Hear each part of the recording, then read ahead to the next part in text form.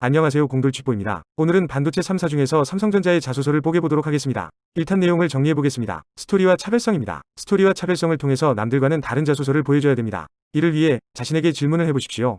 회사에서 무슨 일을 할까? 나는 왜 이 회사를 가야 되지? 다음으로 특허를 통해 회사에서 어떤 일을 하는지 정확히 파악합시다. 오늘은 자소서 중 삼성전자의 자소서 팁을 드리도록 하겠습니다. 먼저 문항을 봐야겠죠. 삼성전자 3급 공채의 문항은 4개입니다. 삼성전자를 선택한 이유와 꿈, 본인의 성장 과정 및 영향을 끼친 사건, 인물, 최근 사회 이슈 선택 및 견해, 전문 지식 경험 기반한 직무 적합 이유. 이 문항을 작성하기 전에 먼저 질문 드리겠습니다. 삼성전자의 인재상을 아십니까? 네. 끝.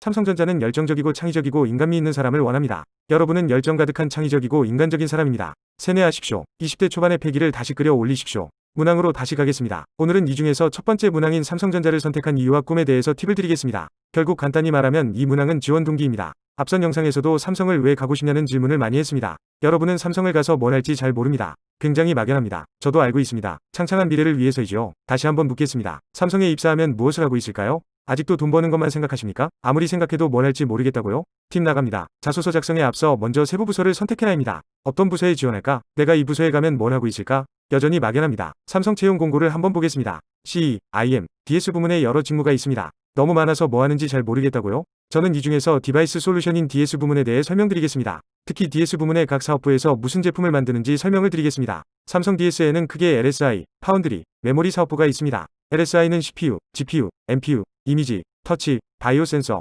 차량용 인포테인먼트 관련 비메모리 제품 개발을 진행하고 있고, 파운드리는 이러한 소자를 만드는 공정 개발을 하는 사업부입니다. 메모리 사업부는 설계와 공정이 합해져 있는 특정 플래시, DRAM 제품을 만드는 곳입니다.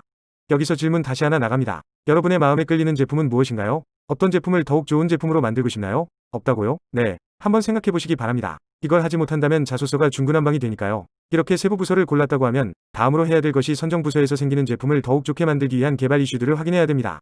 그렇다면 이러한 정보는 어디서 찾을까요? 저는 크게 두 가지로 나누어서 정보를 찾습니다. 뉴스에서 언급되는 스펙 정보와 이와 관련된 키워드, 예시를 메모리 사업부의 플래시 부서라고 하고 설명드리겠습니다. 간단하게 찾은 뉴스에서도 차세대 SSD 출시, EUV, 싱글스택 128단, 미래 7세대 V낸드가 있습니다. 일단 여기까지만 찾습니다. 다음으로는 세부 정보를 찾습니다. 앞선 영상에서 알려드렸듯 특허가 꿀입니다. 특허에서는 삼성전자 메모리에서 개발되는 상황을 간단하게나마 정확하게 알 수 있으니까요. 제가 찾은 검색어는 삼성전자와 반도체 메모리 소자입니다. 두 가지 키워드를 통해 구조를 대략적으로 파악할 수 있으며 각 부분별로 자세한 물질도 알 수 있습니다.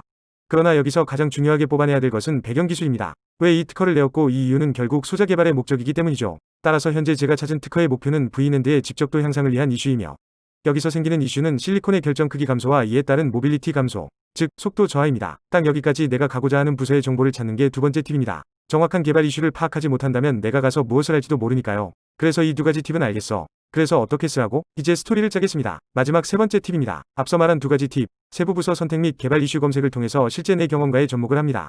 무슨 말이냐고요? 앞선 영상에서 자소서의 기본은 서론, 본론, 결론이라고 하였습니다. 삼성전자의 지원 이유와 꿈이라는 항목을 작성할 시, 특히 지원 동기를 명확히 말하기 위해서는 내가 삼성전자의 제품에 어떤 이슈를 인식했고, 내가 이를 위해 했던 노력, 그리고 내가 이 노력이 삼성의 어떤 장점과 잘 융화될 수 있느냐, 이 융화를 통해 내가 삼성 입사 시 목표가 무엇인가를 얘기해 줘야 됩니다. 서론에서는 선택부서의 개발 이슈 인식과 나의 노력을 설명한 후, 본론에서는 이러한 노력의 결과 그리고 내가 왜 삼성에 가야 되는지 이유, 결론에서는 입사 후에 내가 하고 싶은 일에 대해 설명하면 됩니다. 예를 들어보겠습니다. 먼저 메모리 사업부를 선택했을 때 세부 부서를 선택해야 됩니다. 플래시 메모리의 공정 개발로 선택을 했습니다. 다음으로 플래시 메모리 공정에서의 이슈를 찾아야 합니다. 앞서 검색한 정보를 통해서 문제점들을 파악했습니다. 스토리를 짜보겠습니다. 서론에서는 현재 세계 개발 현황 및 개발 이슈를 먼저 언급하며 시작했습니다. 이러한 이슈에서 내가 했던 노력들을 언급하였습니다. 본론에서는 노력에 따른 결과물을 통해서 플래시 메모리 부서에 왜 가고 싶은지 언급해야겠죠.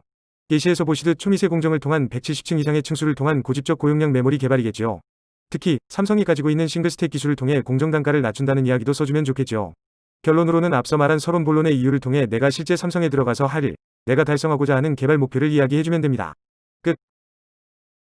아닙니다. 마지막으로 본 스토리에서 가장 중요한 것은 대주제를 잡는 것입니다. 저는 공정기술이라고 하면 이렇게 주제를 잡고 스토리를 쓸 것입니다. 학부 공정 공린이에서 세계 공정 마스터로의 꿈, 170단을 한 번에, 이 대주제에서는 내가 했던 공정 전공의 적합도를 통해 삼성이 가지고 있는 싱글스택, 즉 한 번에라는 문구를 통해 언급해 주었습니다. 이러한 대주제를 자소서에 작성함으로써 자소서의 구미를 당기는 문구를 완성해 보았습니다.